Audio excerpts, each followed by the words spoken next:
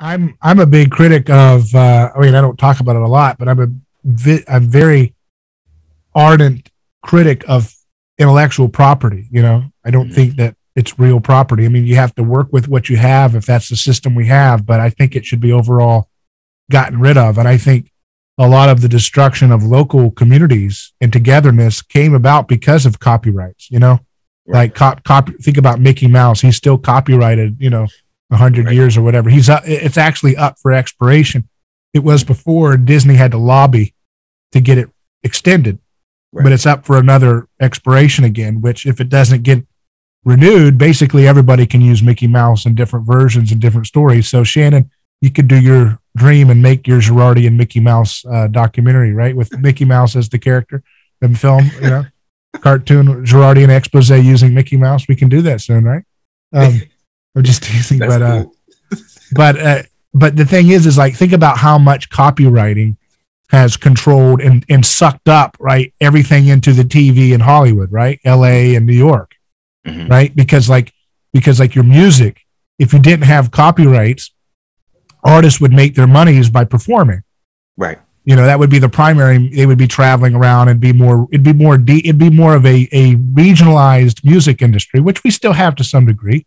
Right. And it's become more like that because people have had a harder time making money in the digital age where everybody can listen to your music in various ways.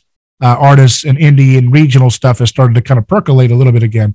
But in the same way with like film, like all the great films and TV shows, you know, they were copyrighted. One Nation got, you know, you got the whole the cowboy show, you know, the Bonanza, and everybody watched Bonanza at the same time, or you went and saw Jaws and everybody watched it at the same time, the same weekend, you know, and these things were owned by copyrights. You know, if you didn't have copyrights, how would you make your money? It would be the theater experience itself. It'd be like, right. you know, you come in, that's why those old theaters had it was like a palace, you know, and you went in and it was an experience and it was white glove treatment. And it was really a nice deal. It was right. an experience to go out on the town and go see a film. Right. And then everything got kind of centralized by the Hollywood system. Right. But if we didn't have that, we would have more, a more regionalized, decentralized culture, patchwork like we kind of had before. I think patents, intellectual property in general is a big reason why we've lost, you know, our local identity as such, you know. Are you saying that because people are afraid to use something like music or film or whatever?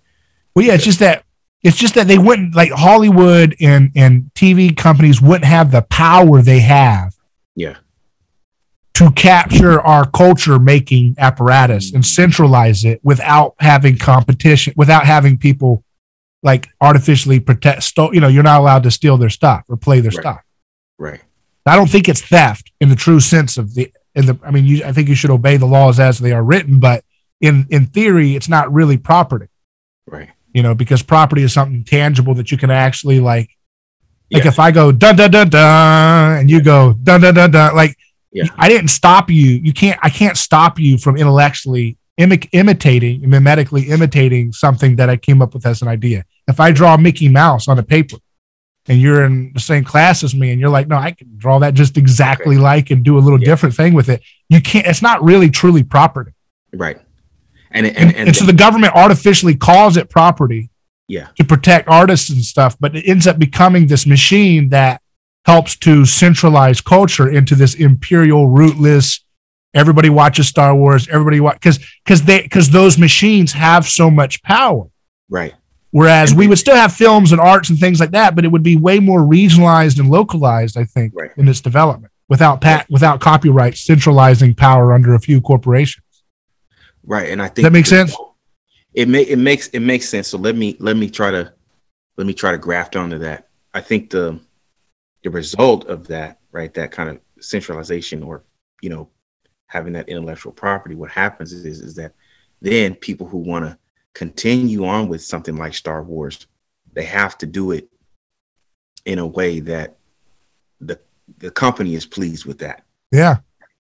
So, you know, if you know, and I've been seeing this a lot, right?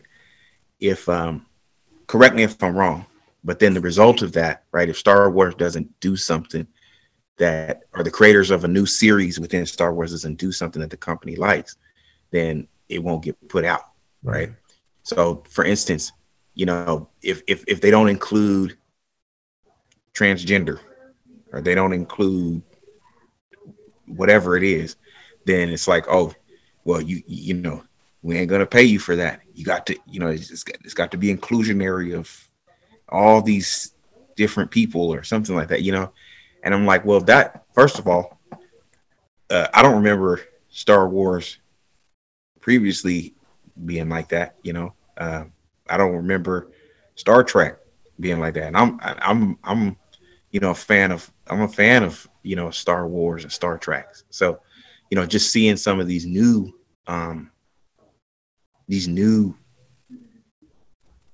shows, it's like you can almost feel that they're intentionally trying to push that in there, you know. And I'm like, you know, why you got to force it? If anything, you know, I mean, let's start with that. Why do you have to force it?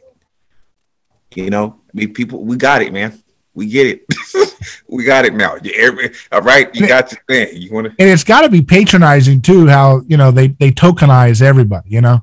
Yeah, and it's like it's got to be patronizing and insulting for the people that they're supposedly representing. They're not really representing. Do you feel represented when you feel like there's every other character is this or that, or here's the gay, here's the Native American, here's the, you know, doesn't it feel a little bit like try hard, you know? Yeah, it's forced. It's like you're trying too hard to be, you know, inclusionary, you know. And it's like, I'm fine. I'm fine with that. Like that's fine, but it doesn't have to be something where it's like you're forcing the statement.